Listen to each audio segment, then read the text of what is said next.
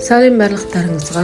Дәл осындай өте жұмсақ, бір тегіс, тесіктері үлкен болып пісатын құймақтың рецептімен бөлісетін боламын. Видеоны алдымен көрмес бұрын менің каналыма тіркеліп, лайк басып, комментарий жазып кетіңіздер. Сіздердің жазған комментарийларыңызға міндетті түрде жауап қайтаратын боламын. Осы видео сіздерге пайдалы болады деген ойдамын. Бізге 500 грамм сүт, 600 грамм ұн, 2 дана жұмыртқа және қант керек. Алдымен 2 дана жұмыртқамыз ыдысқа салып аламыз және татымына қарай қант қоссаңыздар болады. Қантты көп қоссаңыздар да, аз қоссаңыздар да өздеріңіз білесіздер.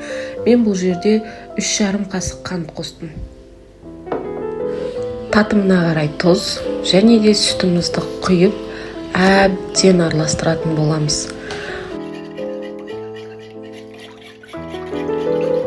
Сүттің мөлшерімен бірдей ыстық қайнап тұрған суға ас содасын гастетіп аламыз. Жақсылап араластырамыз.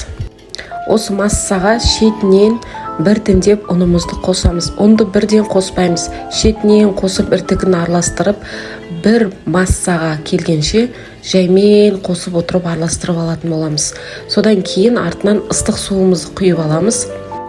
Ыстық суымызды толықтай құйып болғаннан кейін қалған ұнымызды массаға шетінен отырып қосып, жақсылап іртігі кеткенше араластыратын боламыз. Массамызды толық араластырып болғаннан кейін ас қасықпен 4 қасық сұйық май құйып алатын боламыз. Сұйық массамыз бен сұйық майымыз бір қалыпқа келгенше жақсылап араластырамыз.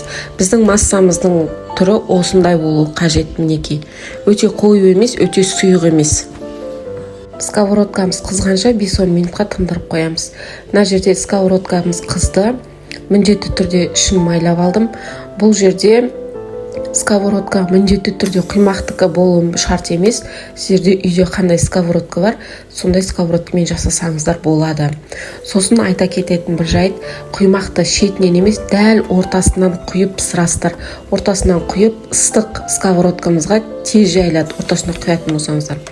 Мінекей, осындай өте тесіктер үлкен, әдемі болып пісады.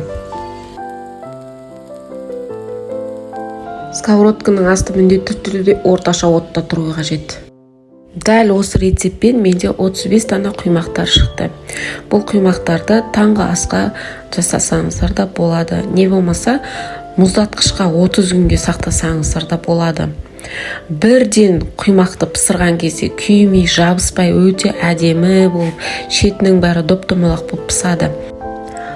Дәл осы құймақтың рецепті сіздерге пайдалы болып жатса, немесе осы рецепт бойынша жасап көрсеңіздер, комментарийға міндетті түрде бөлісіп кетуді ұмытпаңыздар.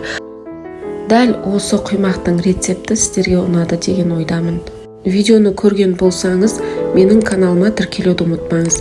Және де қоңыраушаны басып кетіңіз. Менде жаңа видео шыққан сайын сізге хабарлама келіп тұратын болады.